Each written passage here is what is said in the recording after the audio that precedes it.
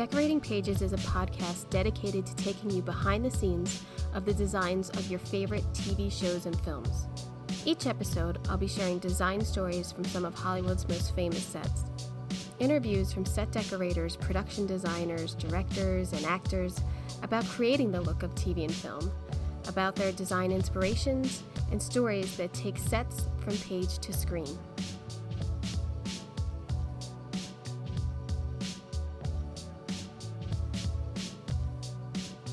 Hey, welcome to Decorating Pages. I am your host, Kim Wanup. How are you? Hope everyone loved that long weekend.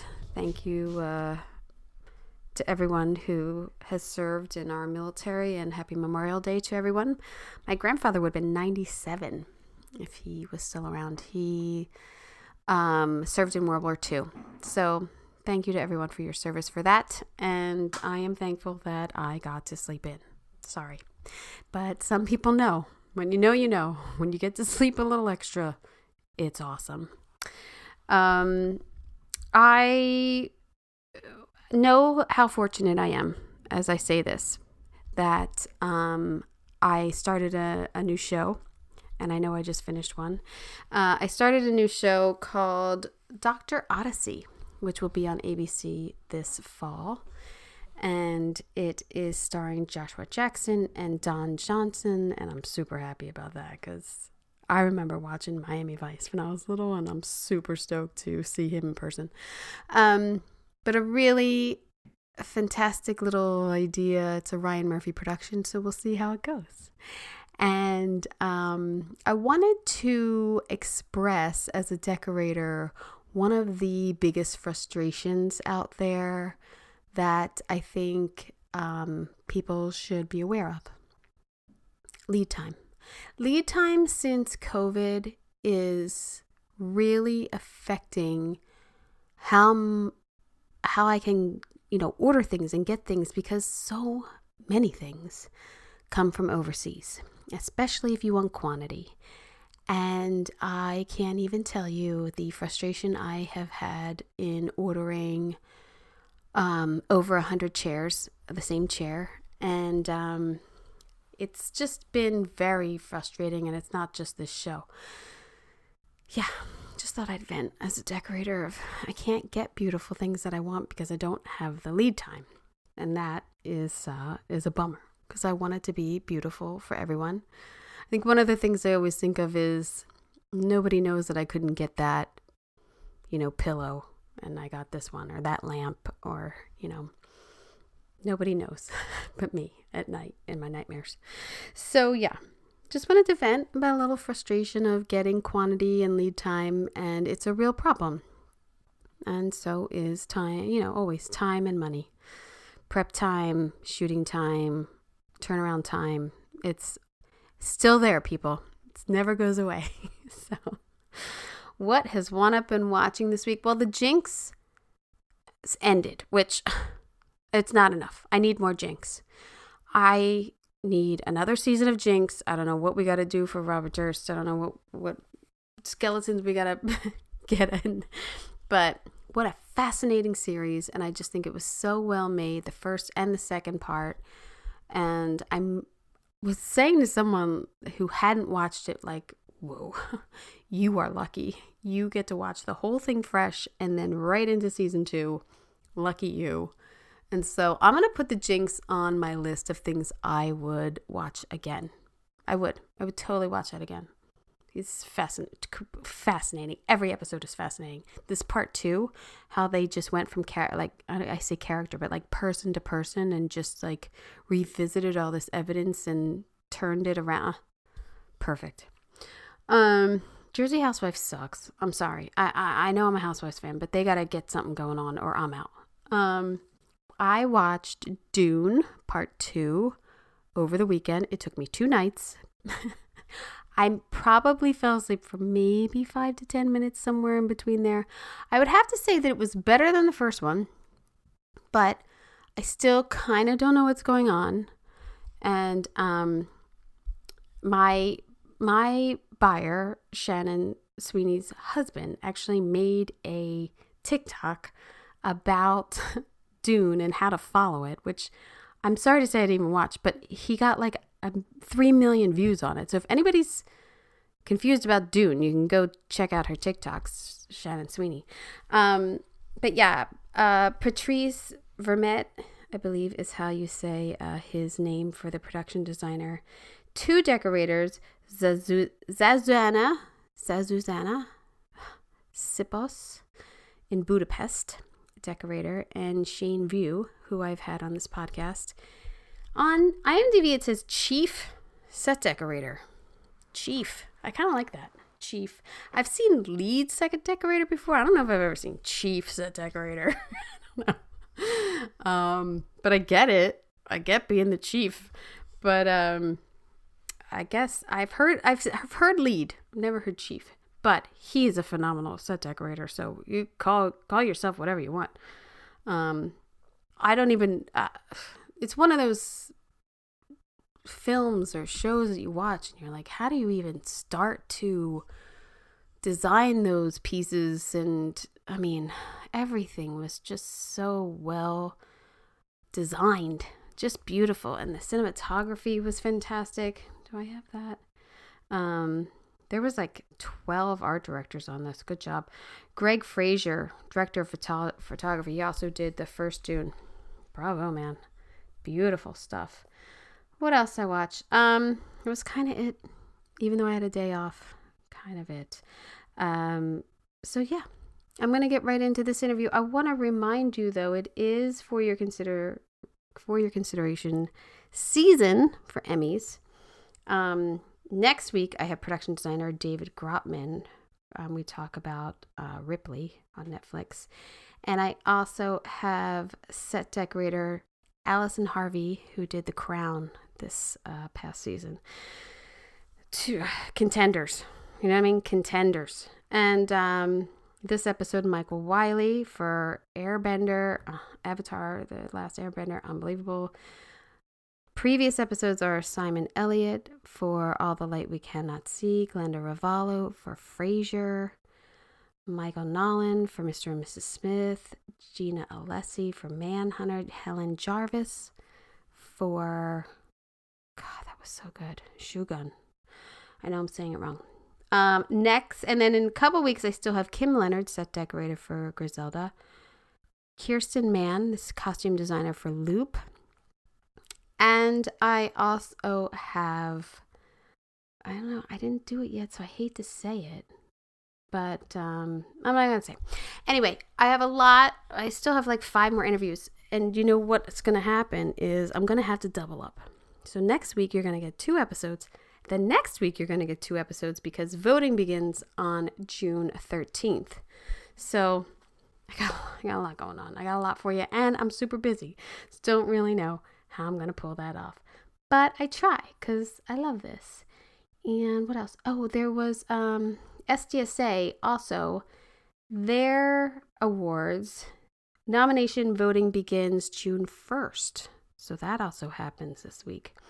The eligibility list was also released for eligible TV awards. I'm not going to go, I can't go through all of them. It's a lot. But if you are a voter for SDSA, the nominations begin June 1st, the first round of voting. So yeah, what else? I say we get to it. I'm tired. I got to go to bed. It's like 10:30 at night. This is how I roll, people. You have no idea. It's just like 10:30 at night. I got to get up at 6. Okay, here we go. On this episode, I speak with production designer Michael Wylie. His credits include Men in Black 2, Legion, Master of Sex, The Mysterious Benedict Society, Pushing Daisies, which he won a Primetime Emmy for. And he beat me. Let's not hold it against him. Tales from the Loop, which we talk about in this episode. If you have not seen Tales from the Loop, it's on Amazon Prime. As I talk to him during this interview, I start crying. Okay. And then his latest is this project, Avatar, The Last Airbender. This story follows a young boy known as the Avatar who must master the 4 elemental powers to save the world.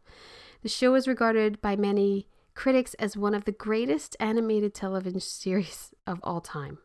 Isn't that cool? I mean, That's a lot to live up to try to design the sets for. But Michael's designs of this series have countless, I must say, countless stunning sets that span Chinese culture and capture the fantasy of this beloved story. The amount of sets in this first episode, I couldn't count them all. It's so many. He has such beautiful colors and imagery and beautiful designs in these sets that they were really just captivating. So I hope you take a look at them. I have also released a video on YouTube, as I have with some of the previous interviews, following along with what we're talking about, which, I think is always helpful. So I hope you enjoy. I'm good. Thank you so much for doing this on a Saturday. I appreciate it. Not a problem. Yeah. I believe we've met once or twice just saying hello, maybe at like ADG Awards, or Helena might have been a bridge there to say hello to. I love her. I miss Helena. I love her. Yeah, too. Just the most genuine, nicest person and so talented. It's crazy. Yeah. Yeah. Um, I was wondering first if I could do a little bit of your greatest hits because I really am such a fan of yours. and Thank you. and you beat me for the Emmy in 2009 on Pushing Daisies, but what a phenomenal show. I could never begrudge the look of that show. It was always so beautiful. We were just as surprised as everyone else, so I don't know what to say about that. Like, we thought the first year that it was just fun, and then the second year when they called our name, I think Helena for 10 minutes as we walked backstage just kept going, I don't believe this. I don't believe this. I don't believe, because it was Mad Men. I mean, there was like Yeah. there was no beating Met. Well, I say beating, but there was no, Yeah. outdoing Mad Men in anything. So I think we're still a little surprised 12 years later or whatever it's been. It was so creative, though. It was so out of the box and Yeah. so beautiful. Such a great That project. was a dream. That was a dream team of really clever, creative people that came together completely out of the blue and didn't even have any. We didn't know at all what we were doing. Like, seriously, like we didn't know what the show was going to look like, and we didn't know what it was about at first, and we were having a lot of fun just thinking like, what if? And then the what if became something that we all kind of liked, and it took like halfway through the second season for everyone to go like, oh, I guess this is what the show looks like. Sometimes that's a good thing because you're not restricted. You don't Yes. you can just go with it and just be like, yeah, that like I think one of the best things about Star Wars when you look at the design and you're like, what are those boxes or what are it's all geometric, it's all the same. It's simple designs and they just made it up and it's how many times has it been repeated? Like Yeah. it's When I first started working, I worked for a guy who was an art director on the original Star Wars movie. oh my God. And he said that he would giggle and say, what, half these sets were built out of, drawer liners and things that they found at the hardware store. And then when you look at them, it's plastic utensil dividers turned upside down and like glued to the wall. And you go, Yeah. and like, oh my God, these guys are so clever. And it was really freeing for a lot of us to figure out that we didn't have to be it's been very freeing to me that I know that we can make anything out of anything that we want, Yeah. and that the audience will believe what we show them. And unless you're doing some kind of documentary, Yeah. and control, and we can lie and we can do whatever we want to make people feel something. And that's the stuff I love about designing TV shows. It's it's a real study in like being able to manipulate people in a really good way, like an author does. Yeah. You have had so many great, like, out of the box type series too. I mean, Grimm. Like, I did Mockingbird Lane air? I feel like it was like so talked about at the time, and then I don't know if I actually saw it. I was working on Grimm and I was really happy doing that show because it was really fun. And then NBC let me leave that show to go and do that Mockingbird Lane pilot. They let me leave an existing show to go and do a pilot. And it was their idea, Wow. it wasn't my idea. They said, you're gonna go back to Los Angeles and do this pilot. And I was like, okay. I mean, I wanted to do it anyway because it was Brian and Yeah, it was Brian the, Singer. the guy who did Pushing Daisies, so I was happy to do it. And man, I was never so disappointed that a show didn't get picked up. That thing looked brilliant. That was such a great looking TV pilot. It was so good looking, in fact, that they aired it. That's right. That's what I was thinking because I can visualize it in my head. I remember seeing it, but then when I was looking at it, I'm like, was this did this go or did I just see like Helena's picture or like your pic like how did I see this? Like I don't know how I They saw aired this. it as a special. Oh, and that was it? That's such a bummer. Yeah. Well, pilots are always such bummers because you do all that work for like the less money and then Well, we also sort of like dug our heels in. We were like, oh, we're going to be on this show for a while. right, this is gonna The, go. the stuff, the money that they let us spend on these sets for this, I'm doing air quotes right now, a pilot was kind of insane. So we quite wrongly thought that we were digging our heels in at Universal Studios and we were going to be working there for a while. God, isn't that's the weirdest part of the business? Is like how ratings used to dominate us so much, and now someone would kill for like a million viewers. Like, it's so Pushing so weird. Daisies got canceled with 5 million weekly viewers. That's they would kill for that now. They would That's kill for it. that's right. That is crazy. um, I loved Masters of Sex. I mean, that show is like a reference point. Like you could go back and reference those sets. They're so beautiful and so meticulous. Another Thank you. great show. And Legion, I was a huge fan of Legion. I don't know what was going on. After like the first season, I have no idea what was going on, but I just kept wanting to look at the sets. Me neither. I had no idea what was going. No idea. The- That guy, I don't know what happened on Masters of Sex. The showrunner on that show just let us. There were so many 50s TV shows on at the time, and I have this theory that I keep saying that is very glib, but that we're making entertainment and we're not making a documentary. And so like every time people try to get meticulous about being like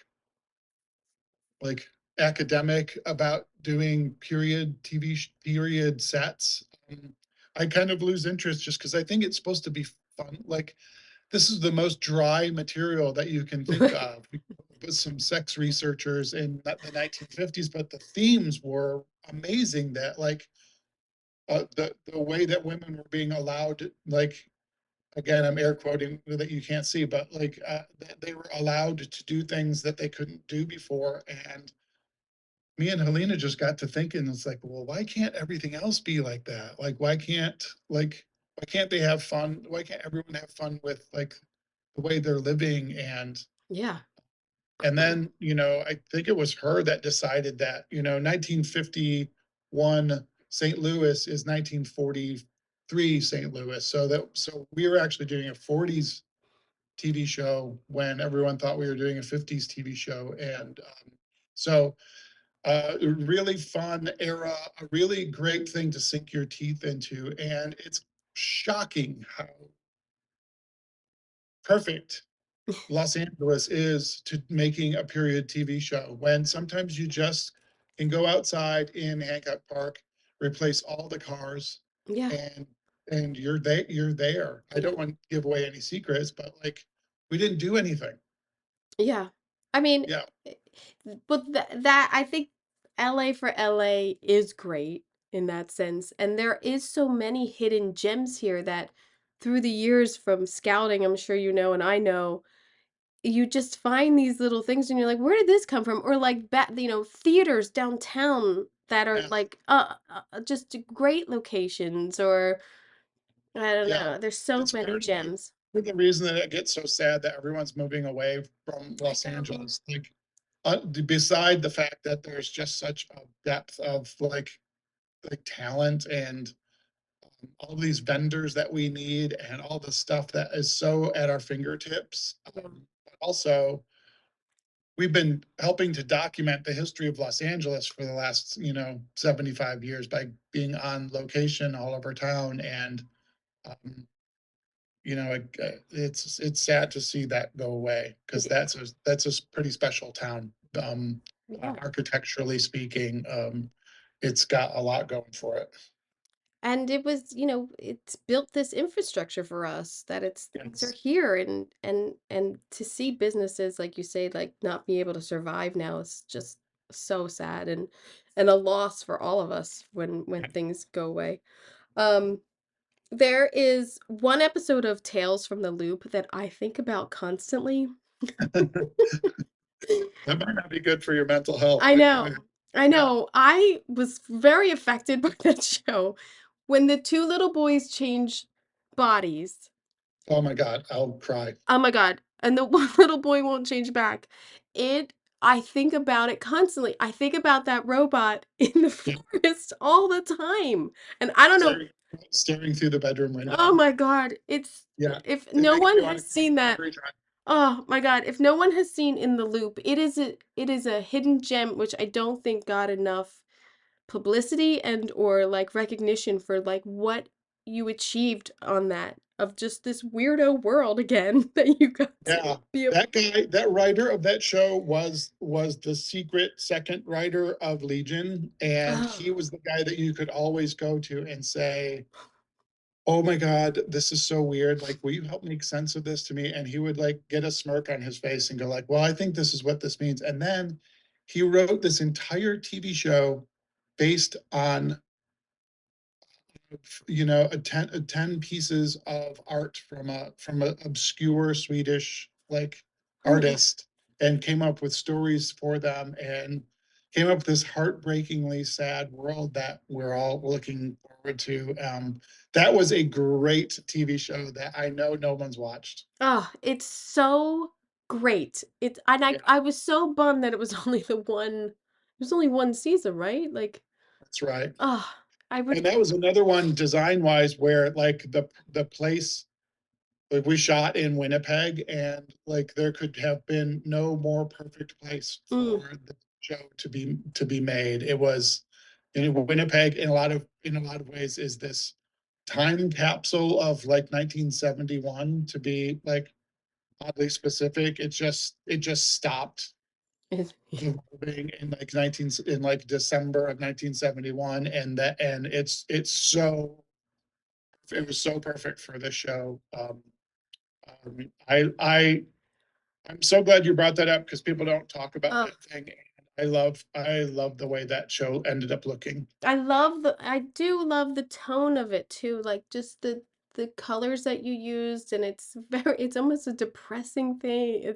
Yeah, It's so good. I would love to rewatch it, but I don't think my heart could take it to rewatch it. it was this very it was a job that came to me, and like and I kept saying to Nathaniel, the creator of the show, it's like you have no idea how like in my pocket the show is. It's like it's the early 70s when I was a really young kid Mhm. riding my bicycle around, Mhm. and my parents didn't know where I was Right. from like 1970 till today. They still don't know where I am. And so it was like it was literally me recreating my childhood.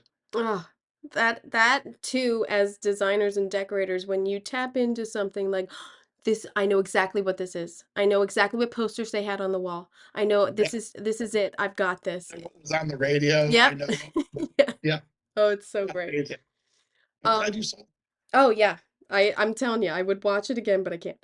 But I think about it all the time. We I built part of that robot, and the house was real, and so the shots between the robot standing in the woods, like looking at his house, Is and the real. shots through the window looking out at this robot that's standing in a wood that you know is a person that used to live in that house. I can't. I can't I either. absolutely I need you to cannot. stop talking about it. I'm sorry. No, because that is the scene that I think about. Yeah. That, and then when the little boy goes back to the woods, I don't know. I can't. I can't. um, I feel like I might have, well, I had you on a list to contact about the Mysterious Benedict Society, and I think at the time I never got to it, but that's another phenomenal series that you've done and creative and like, I mean, Oh, you've really been that able was to. that was really strange when that came across my desk. I looked. I tried to find. Luckily there was some illustrations in those books, but Mhm. they were very vague. Not vague, but they were very 70s like line drawings of the characters, and it didn't really inform anything. So that was another one of those shows where you know, I used to work with Barry Sonnenfeld a lot, and when he would do pitches at networks, he would go like, "Listen, I'm just going to go in there and talk. Like, you sit there and shut up." And I would go along for the ride. And his pitch for several shows that we went in to talk about the design of were, "If it's okay with you guys, can we just make this show look really great?"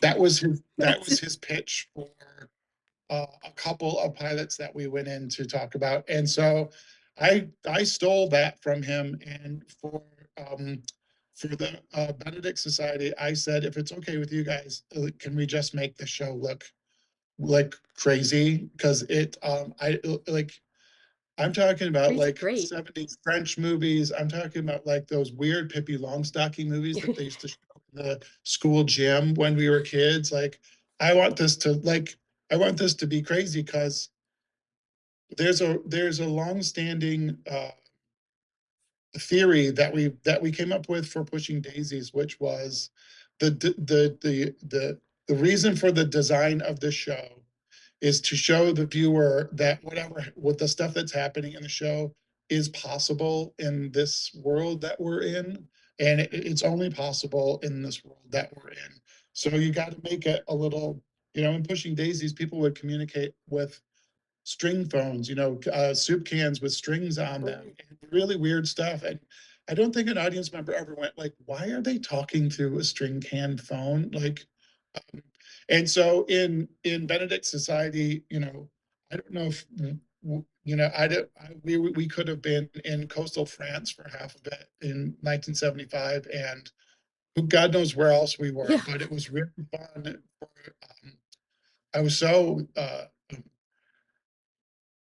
incredibly like um, impressed by the fortitude of these kids. Like Oh my God, the I'm kids are phenomenal in this.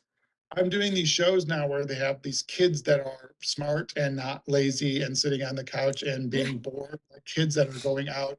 And, I just finished this show where three 14-year-olds go off to save the world on their own. And people go like, 14-year-olds can't do that stuff. It's like, you didn't grow up in the 70s, honey. Like, Yeah, this is like, yes, that's yes, we can. that's what And we yet, and did. so, yeah. And so we sent, in Benedict Society, we sent off a bunch of 14-year-olds on their own. And it was, that was another show where if you didn't come with your A game of like, please make this as silly as you possibly can, then I, I'm going to be disappointed if you don't, because we did like there's one very small scene where they're all get together for the first time, and the guy puts them in this like room full of tiny like single beds. Right, I right, said to the right. director, like, can we please make a meal out of this room? And we did this insane bedroom of these teeny tiny little single beds that were all done with like 12 fabrics Right. and room was wallpapered with it was crazy for 1/4 page of a screenplay, and that was the kind of thing that I think made that show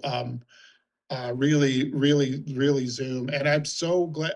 I'm furious on one hand, but so glad on the other hand that the show came back to Los Angeles and had a new designer, a new decorator, and they won an Emmy for it. And like um, I felt so happy for them to be able to get like a chance to do really fun, out of the box, crazy stuff like that on a modern TV show. Yeah. Yeah.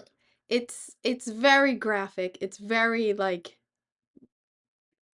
more so the sets that don't make sense lend so much to the story and you just Yes. believe it. Like that's and it's almost like how could you not have designed that way? Like don't you You get have like that? Like you how could have I to not have believe that. designed it like this? That's right. You have to believe that the stuff these people are doing is possible, and that only happens in this world that we created to look like 70s new wave movie. Yeah. Yeah. Um yeah. I get like hung up on like how many fantastical sets you've done. Like, but they don't look the same. Like I always feel like that's like I know that every project's different, but sometimes people have threads, you know? But I you always look for them. Yeah, my favorite designers are guys or gals that you can, when you see the movie or you see the TV show, you can go like, I have a feeling that blah blah blah did this show, although I can't prove it in a court of law. right, And right. so there's like, my heroes are the people who do um, shows, and that there's something about the show that is that person. Yeah. Yeah. It's a great And decorators too. Like you can tell with a lot of things that like a really deft hand was involved in the making of this, whatever the set was. So with Airbender, did Yep. you I know that it's I knew it was a cartoon and I think a comic book too, I'm not sure. But did you go off of anything previously designed like as a template or There was a I was not the first designer of the show. I think they tried to get it off the ground 5 years ago, mm, and another designer did some drawings for one set that everyone seemed to like. But what we did was um, we went off of the animated series, um, because there was something very groovy looking about the sparse nature and the flat 2D nature of the animated series. It wasn't. It looks like they like, this is mean, but I don't mean it like this. But I'm not good with words. But they made it seem really not. It was very naive and maybe not like the best animation. It was. I think it's that It's type of an animation though, because I looked at it now. yeah. It's that type of you're like, what is this? We have so much better technology now. Why are you doing this? That's right. It Yeah. looked almost purposefully like Yeah. not great. Yeah. And so I became kind of fascinated with it because it looked so cool, and they kind of went for it in a way that like I go for it, which is all of this sort of like color theory. Like when they picked a color for something, they kind of really went for it. Mm.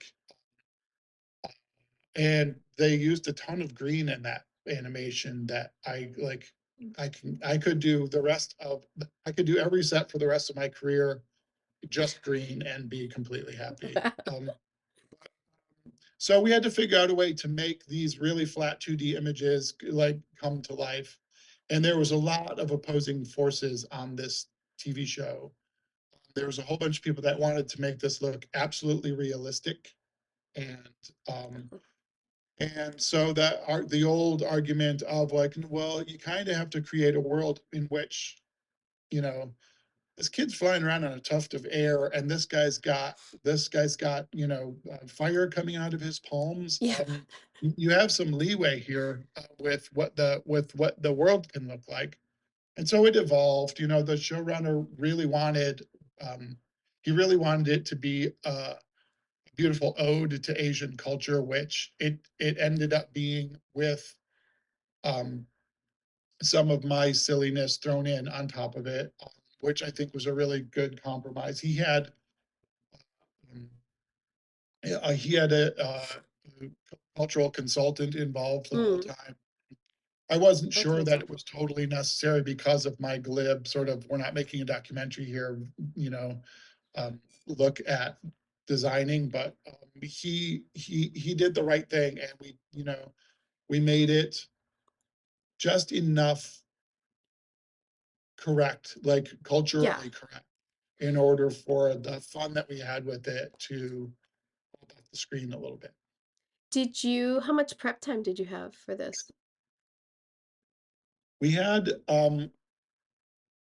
the, we used this virtual volume technology on this show. Right. The big LED screens that they used for like Mandalorian and stuff. And so the thing about that is that you have to have to have an image ready for that wall of monitors.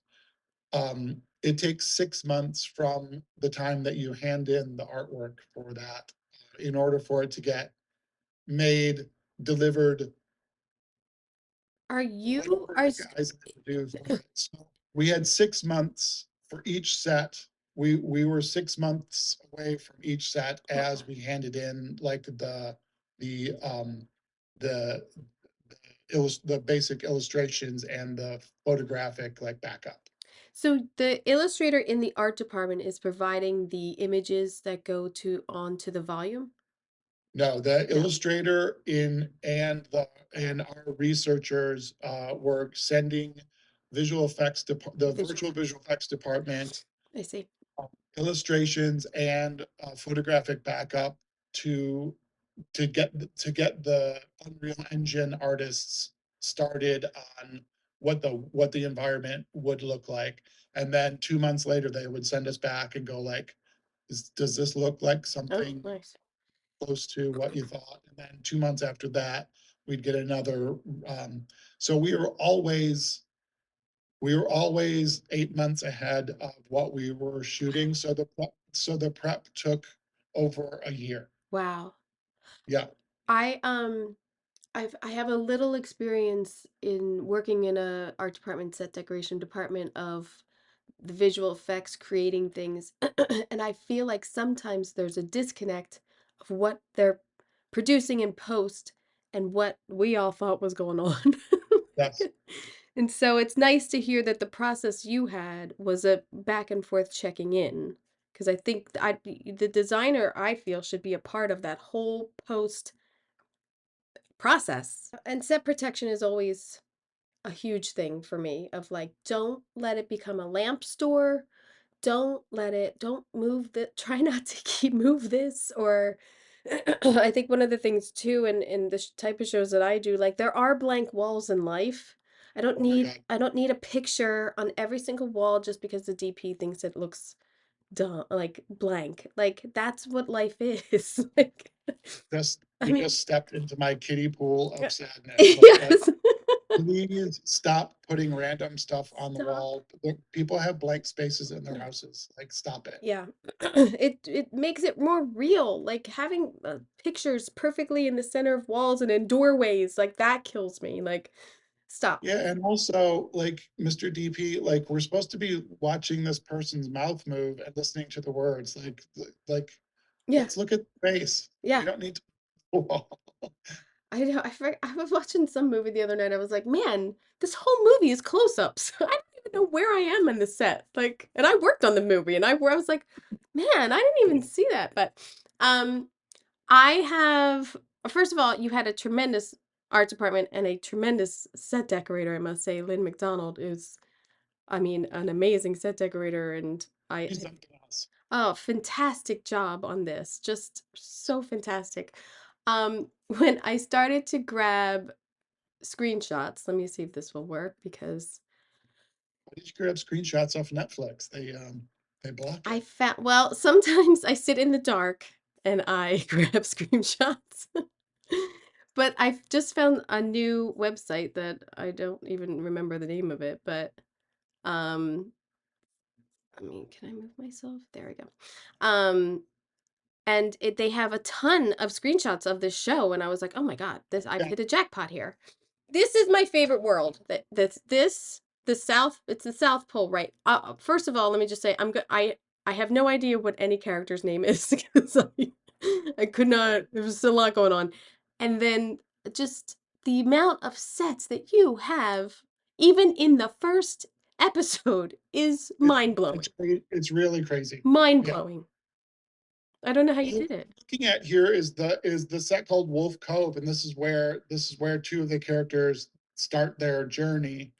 And this was a set that was shot on the virtual volume. Uh-huh. And so, what you're looking at is all that foreground stuff is real. Like Lynn McDonald, had this army of people building little things like this. Like we built every single piece of set deck for this show. There was Wow. not no there was no place to rent any of this, unfortunately. I So believe it. I mean, what you and the see here is, quantity is unbelievable. well, we needed warehouses and warehouses and warehouses just to lay things out just to look at them. But in this shot, that hut in the center of the frame is real. It's on a snow blanket set. Right. All the things on the ground are real, and then all the stuff in the left hand background, that's all on this LED wall. Right. And the mountain is all on the LED wall. So you could move around this environment It, and it would continue to look like this without any visual effects. Like in camera, it looked like this. it And is amazing. It is an only that amazing thing. center hut was there. It is it is an amazing technology that they've come up Yeah. with. And I think too for the actors it must be mind-blowing too. There's no more. Good for the actors, but it's also great for set deck where you can put stuff in here and Right. run back to the camera and look at it and say like, move that over to the left Right. because it's blah, blah, blah, which you could never do in traditional visual effects. You couldn't, you can't be as precise as she was able to be here. Yeah. Well, let me go. Yeah. Oh no. Some of them aren't showing up. There Well, he is. there he is. This to me is like I understand like this isn't a whole thing, but this is still a concept that is gorgeous. I mean, these lights and the rotunda of it, like it's giving me the Pantheon vibes. Like I love it. I love Yeah, it. that was a set that was built, and it's a real set all the way up to the top of the arched windows. Oh yeah. And the statue is real all the way up to her shoulders. And Lynn went in there and she built all of those hanging fixtures, and then there could have been 65 million candles in here. And this was a shrine to a former avatar, and it was this is more or less a real set. Wow. It's gorgeous. Yeah. It's one of the things I wanted to ask is that the color palette for this is very dark in some. Yes. And I thought, well, this is probably more towards adults that everything's so dark. But I think that I'm cheating children that they're not smart enough. But it's it's such a it's not as your some of your previous projects where it's like bright and fun and like this you give such a meaningful palette to this show. It's really gorgeous. Thanks. Yeah, there was a lot of discussion about the like color theory on the show was really important because it's uniforms. The teams on the show are different colors. Right. The The fire. yes. So if anything's red, you know what team they're on. If anything's green, you know what team they're on. And then we've got these two we've got these air nomads that are basically Buddhist monks, and they don't have electricity, and they don't have, and we also had to create this really sad past for Egg, the young kid. Yeah, We had to create this really sad past for him because he never gets he never gets to go back here.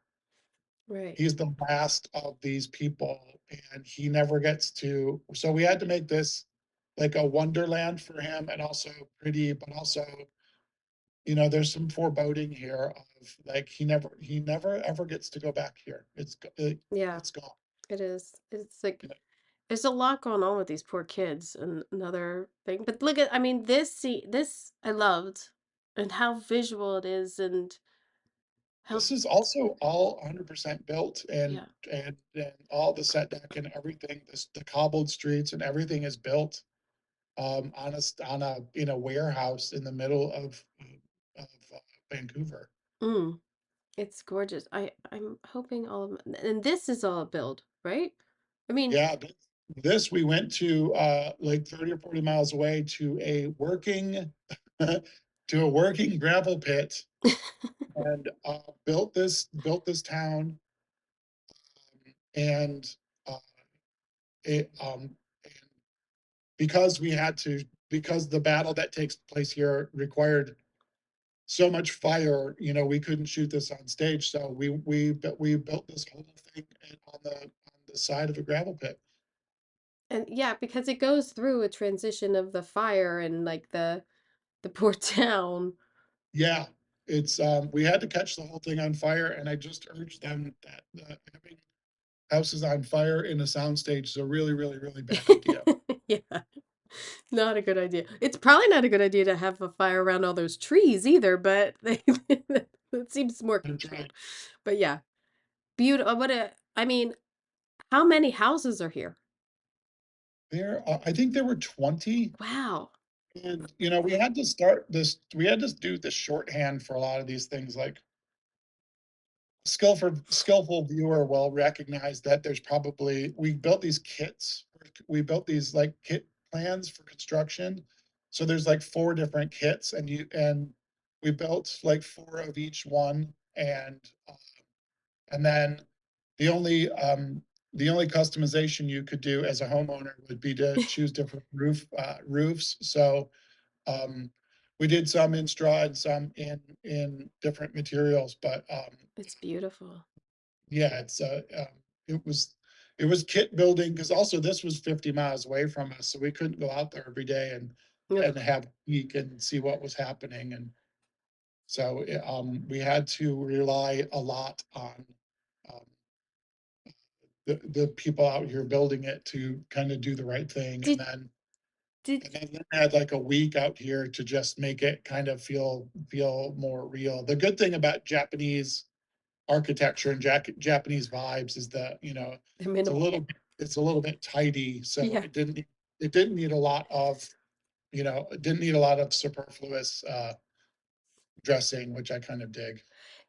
I mean, also, oh, I forgot what I was gonna say. Got hung up on the dressing part. Okay, I'll remember. Ugh, all these pictures aren't working.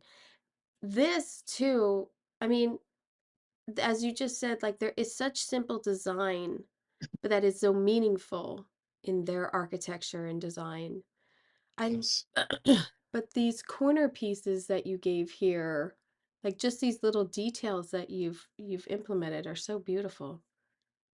Thanks. This was also a built set, and we built this big room. Um, and this is a very important, this stuff that happens in this room is a fairly iconic bit of the animated series. Mm-hmm. So this was one of the times where we wanted to make it feel really flat and kind of 2D. Um, so there's really not a lot of like foreground nonsense to sort of break up the flatness of this set. But Lynn found stuff all over the place that we could use for spicing this place up, and she used an awful lot of restraint. Yeah. And it's hard to tell someone, it's like let the floor be pretty and let the walls be pretty, and you kind of want to throw some stuff in there, and it's like it's not the vibe, it's not the Yeah. time. Let's make this be pretty.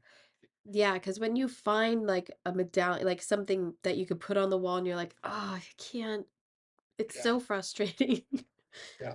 And this is the house at the end of the village, right? Or is this a It different is. house? This is the exterior of that Of interior that, that you yeah, that's what I thought. Yeah, this is just a super flat facade. There's nothing in here. right. It's from stage. Oh, that was really nice.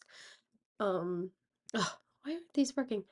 This, this is so gorgeous. So this is like a skeleton of a whale or something like Yeah, that, or one of those weird animals. That's what I yeah, kept thinking. yeah. No, we're in that. Well, they used the whale as the structure and stretched leather over it, and we built it the exact same way. That Those are big ceiling, giant. Those that's are big giant foam bones, and we came up with this weird uh, painting technique over like visqueen to make all of the skins, and oh, and so all of that stuff at the top where they're lighting through, that's just painted plastic. oh wow. It And looks gorgeous. looks like leather. It looks like some kind of weird, it's really thinly stretched skin. I think Lynn came up with that idea. I love because it's some sort of, it feels like it's overlaid and this is the glue keeping it all together. It's so intricate and beautiful. Yeah, walking in this set because it was so enormous, was kind of mind blowing because like you're in the belly of a whale. Right. Yep. Yeah. And I'm sure the DP loved it because you've given opportunity to have this even light that Yes. from above. You gave him like a huge softbox up there, really. Yeah, I'm kind of easy to work with in that way. I consider lighting all the time. Yeah. I'm not easy to work with in a lot of other ways, so it all equals out, I guess. But it's like the lighting definitely being built into this was what made it kind of live a little bit. It's beautiful. I love this guy's shop. I love it. Yeah. I feel like I have like two or three shots here. I couldn't get enough of it. Like I couldn't get a wide of it or something. I was so bummed. Like it was so quick. But It was small. It was really hard to get far enough back to really shoot this thing. But like um, you know, looking over the top of my glasses at the set deck department, going like, I don't know how to say this, but there's no way you're ever going to have enough stuff to go in here. Just get more. Just keep getting more stuff. yeah. It's Yeah, like his workshop and tinkering and like the drawings on the walls and like there's so much stuff in there. It doesn't have to make sense. I think the layering here is like top notch yeah. set deck work. Like there's um there's stuff stacked and stuff in front of stuff, stacked in front of stuff, stacked in front of stuff, and the stuff in the back is just as important as the stuff in the front. And it's really well done. And these beautiful window screens are Yeah, they're beautiful. They're just great beautiful. job for CNC machines. Yes. Yes. Yeah, Um, yeah, what a love this. I beautiful forgot about character this. set. Beautiful character set. So this village I thought was fantastic. I love the approach up and everything and how they're getting to this little village. And I was wondering how much of this was a build. Is it the bridge? Yeah, the bridge, the floors, the sort of 4 or 5 foot tall walls are all on stage, Huh? and then in a really cool effect, those doors open onto a really wide view into the virtual volume, which is Oh, dressed with all the marketplace huts and stuff like that, yeah. and yeah, all that stuff, and that was a real dance of for set deck because again, they had like maps of 30 different styles of vendors stalls, and then they had to move them around for the fight choreography and for other scenes that happen in this marketplace. They constantly moved these vendor tents around, so that we felt like we were in different spaces, but it was all in the same volume space. Yeah. I mean, they do a long walk through this market, Yep. and then the fight scene, and then using these market pieces and the cabbage and all of that for their fight scenes. I mean, when you also design and know that there's actions taking place, it's a whole nother layer of designing also, of like, well, this floor this should be this space, but we got to make it bigger for the fight There, scene and make it make sense. there was a specific art director Mm. for this set that worked with the set decorator and there were topographical maps, and each thing was labeled, and the movements of the the vendor carts were a carefully orchestrated um, concert of moving things around. Day one is going to be this configuration, and then there'd be another map for day two configuration, and then they would move them around, and it was all pre-planned for the most part until the showrunner got there and moved everything around. Yeah. It was all pre-planned um, and worked out in advance, and the stuff that wasn't being used was right outside of the volume space, and then they would constantly move them around. This was like a week's worth of work. Wow. uh, these scenes inside this marketplace and this fight. And then and showing it at night I thought was great too. And still Yeah, seeing all of this, all of the dressing and everything. Really beautiful. Oh, I have another one. Yeah. I mean, they the used layering it. is spectacular. Yeah.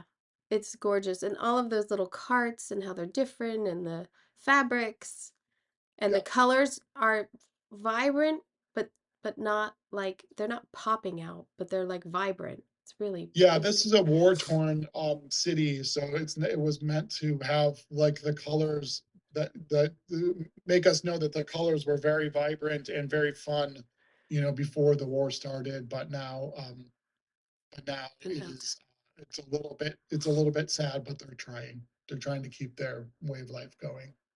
So this I understand is visual effects, but this design of this cart going up is really cool. Like, Yeah, was that discussed as a design point, or is this visual effects? this the with our department designed this from scratch, It's and gorgeous.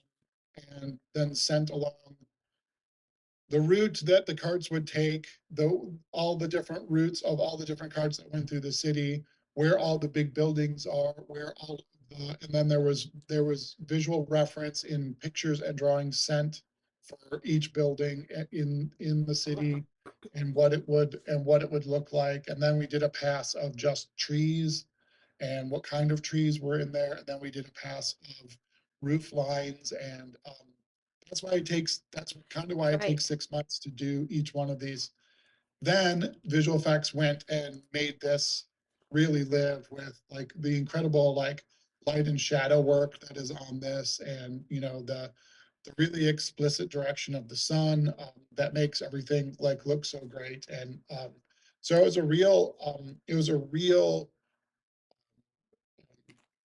everybody pitched in Collaboration. on these kinds of things, for sure. Yeah, it's a beautiful concept too. I mean, just and executing it, I just thought it was so beautiful. It's Yeah, it was fun to do the research, like a lot of these, a lot of these Earth nation is Japan, China, and India. And so getting to sink into like northern India as opposed to southern India, mm, and the difference in architecture, and um, it was actually kind of fun. I mean, it was, uh, you know, terrorizingly anxiety producing, but it was actually really fun to learn. Well, we got to really expand our architectural horizons Right. on this project. Oh, it's beautiful. Yeah, I love this guy. I love his set. I love the way he eats. I love the green, as you were saying, like I love this character. I love that it's dark but vibrant. I mean, what a beautiful set you have here. we saw really early on. One of the art directors, Marshall, we saw these Indian palace photograph books, and there was one that was just like literally 50 gigantic groin vaults all connected into this one giant building, and that was it for us. And then he went nuts with a model of groin vaulted rooms lined up one after the other in like almost infinitely. And if you saw the wide shot of this set, you can see that this thing goes on forever and Yeah. ever and ever and ever. Yeah. And the rooms are the same size. And but that floor was printed, Oh, I and love the floor. that table was made, and Lynn found that set of chairs. Like, go figure, Wow. like finding on eBay or whatever a set of 25 gigantic horrible chairs. And I wish you could see I wish you could see the insane, like, cruel um, upholstery on those chairs that Oh. came in. Most like vibrant green, like beautiful, like cruel from India. And then the stuff on that table, it just Oh. goes on and on. And she built those chandeliers and Oh, dyed every crystal in them green. I Like, love I those love didn't it. come like that. We dyed them. Wow. It's so gorgeous. It's so gorgeous. I mean, and I was looking because my right now I'm working on something that's a little that's deco, and I was like, "Oh, look at that sconce. It's like the deco fan, but they made it green. It's so brilliant. It's so beautiful." Yeah, this was a good set. Yeah. Right? How big was this set? It's inside the volume, so the walls that you see there are on the LED screen, But and then but the it's table and the chandeliers and the big statues, and all the foreground stuff is all real. right. It's But the walls are LED. So again, we could shoot in there, uh, you know, almost 200 and some degrees around that circle, um, without having to stop and without having to redress or do anything. how many stages did you have? This stage was its own. This machine stayed up all the time, and so the all this dressing had to come out, and the new stuff had to go in on a every other day basis. Ugh. And then at this studio, we had 5 other stages that were constantly um, having stuff built on them, and then we had 2 other stages at another building. One was for a couple of permanent sets like that dojo and that whale interior, Uh-huh. uh, permanent sets on a stage by themselves. And then the other giant stage at that facility was just for set deck and construction to lay out all of their Yeah. millions of items of stuff. Shandies and trinkets. That's right. And tents and stalls and carriages, and I mean, it just went on and on and on. I hope I don't know why these things aren't working, but this door, I had another picture of it open, I think, when he gets into this room is so Yeah. gorgeous. This room. It's gilded and the frames and like this doorway. So This this room was when you walked on this set, you just I would giggle every time because it's just like, oh my God, this is so good. But it was literally floors in the volume, floors and a couple of columns, and that door was in the what that door was an LED screen. Oh And wow. it could open and close, and then what was beyond that was a built set on the stage next door. Oh, that's awesome. So the whole Yeah. So, but the door opens, so the screens move. Am I crazy? They could be animated too. Oh, they were animated. Okay, I got lost there a little. I was thinking that the whole thing moved. That is so Yeah, I cool. wish you had a wide shot of this because I this set do, and it's not didn't coming look up. like. I'm so bummed. I spent so much time on this. I don't know what No, happened. I hate when a plan doesn't go Oh. right. Yeah, I thought this room was spectacular. And again, you've they're so different and the palettes are different. Just went from green to this dark and then the white Yeah, of the whale. Like you have so there's one episode and I was like skimming through it to look at the sets and it's just red for like 10 minutes. Like the whole the whole thing is just yeah. red. I think it was like episode 7 or 8. It's so vibrant. I mean the red of this layer is so gorgeous. There's another set in this palace of the young Prince Zuko's bedroom. Oh yeah, And the girl's bedroom. the guy who gets his face burned, Oh, that guy, yeah.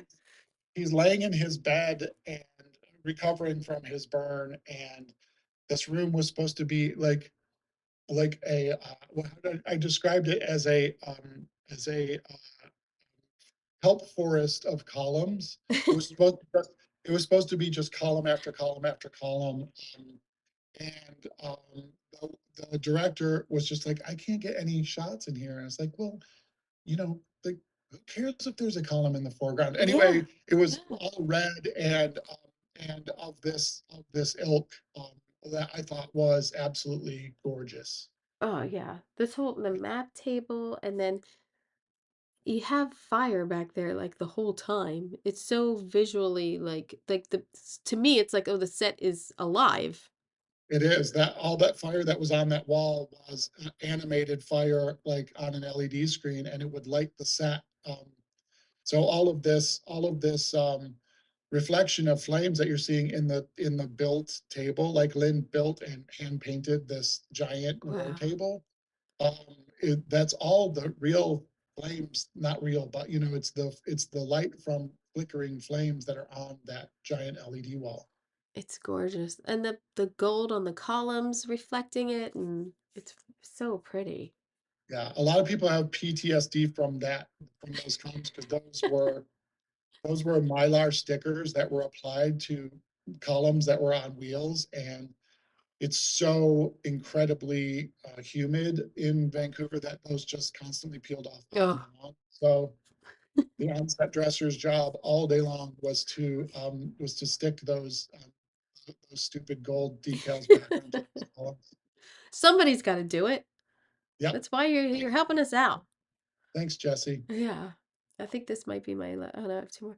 Um this too, the integration of like the bones is using them to make tables and just that back wall is just so And pretty. they had to build all of the stuff. All those bones are Right. built, and the tables are built from bones, and those big giant pots are built. Those weird, I don't even know, Are they those called? totems in the Yeah, back with the the lights in lights. them are real with like LED lights in them. Everything on that set, except for that background window, is in that set. Yeah, that's crazy. She built those pots. You can't tell the scale of them, but those are 10 feet. They're 10 feet tall. What? Oh Yeah, my God. yeah, they're they're insane. Where what prop house did they go to? They built everything, man. And I would walk down Well, that on was it. this stage because this is where our offices were, and I would just see the things, and they would roll them out to start painting them, and I would just giggle to myself. It's like, where in the world did you find a 10 foot tall like earthen pot? And here it is. That's awesome. Well, because a decorator can do it. That's why. It's That's foam, it's foam, and it's a wired foam, and it works tremendously good. yeah, it's beautiful. And you Yeah, had amazing scenic artists, I must say. Scenic yeah. painters and I mean all of the different textures and Lynn had her own set of painters most of the time that were just in charge of her stuff. which gave her a lot of freedom and a lot of control over her schedule and all that kind of stuff. Mm, So that was really good. beautiful. Yeah. Just really beautiful. I probably could have done a million Oh, other. that one down there with the open door. Oh yeah, I know. Yeah, See, that was that one. I that's know. a good set. Look at that It's thing. so beautiful. Ugh, look, it won't go back. Will it go back? Ugh, Oh, no, that's such a bummer. I know. Well, I can kind of make it bigger here, I guess. Yeah. No, I can't. Oh, there it is. It's so beautiful. Look at that thing. I mean, The walls. the Look at the walls. There's intricacy texture and like and I the two can't. dragon heads, like there's so much detail there. So good. Yeah. No. I'm telling you, I probably had 20 other pictures, but I was like, well, 30's enough like to go through. There's so many sets in every episode. It's crazy. I Ha- know they like this sounds like a stupid thing to complain about, but like, when it comes Emmy time and you gotta go like, well, what episode should we I talk about? know. I It's know. so hard. There's so Ugh. many shows I want to do for like one season and then go like, okay, I've had I feel like I've done my bit. Well, I think a lot of people say that about your shows. I think you've created so many wonderful designs and worlds and everything. I mean, With I things. love, I always am like, oh, is that my, I get that's a I, great I show. do get lucky being like the guy that gets to do the wacky stuff.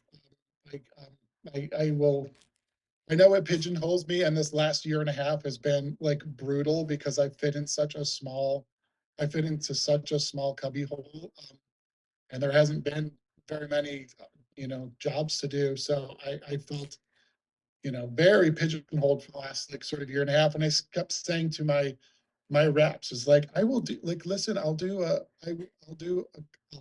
half hour comedy. I'll do anything. I don't have to just do wacky, but that's the space I find myself in, so I'll take it. Yeah. I'm super stoked to be going back to Avatar: The Last Airbender armed with a quiver of like what worked and what didn't work, and I feel like I'm I'm walking around less in the dark this time, and I kind of can't wait to get started because I in a surprise twist, I feel like I've learned from some of my mistakes on the last thing. So I'm looking forward to it. It's beautiful. And I don't I again, I can't even set count how many sets you had. It's just a phenomenal series overall. Oh, that's what I wanted to ask you. Did you shoot out locations like when you were in that village? Like did you have enough did you know, oh, we're coming back here in episode 6 and they just shot it all at one time or did you go back there? We did not go back. Most sets on that show were one and dones. And then Yeah. what we did was cleverly reuse a lot of the really, really big sets that we built on stage. We took everything out and used them for something else. Awesome. So we never Smart. really went back. Um, Going back to that village would not have been possible at all. And I think I feel like they just reused footage when we had to go back later. Mm, I can't remember.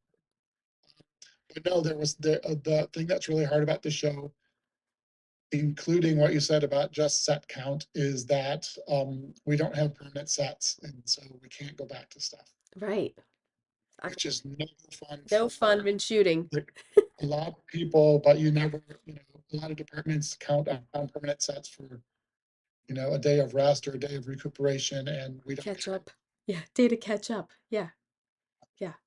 No, it's I don't I know that we get it, but like when you kind of count or like remember we used to have hiatuses? I don't know. I think that's after my time. I never got one of those. You never got a hiatus like when you were shooting Pushing Daisies? Like we shoot 3 and then No, no? because we 9 episodes, and then there was a writer's strike.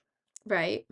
And then we came back from the writer's strike and got canceled half season. So Oh. I know. Can you imagine? No. It's so it's so dumb. It's so dumb. They should remake that series. There's really like, I hear that there's something in the works about like doing a special or something to like finish it off. yeah, Yeah. that would be nice. I'd watch that. Just Well, no more in the loop. I mean, I can't handle that.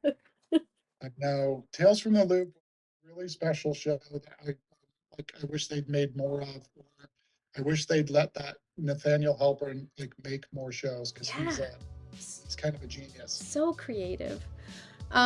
Thank you so much. I kept you longer because I had to talk about your career. Sorry, but I had I have you here. I got to talk about it. I'm such a fan.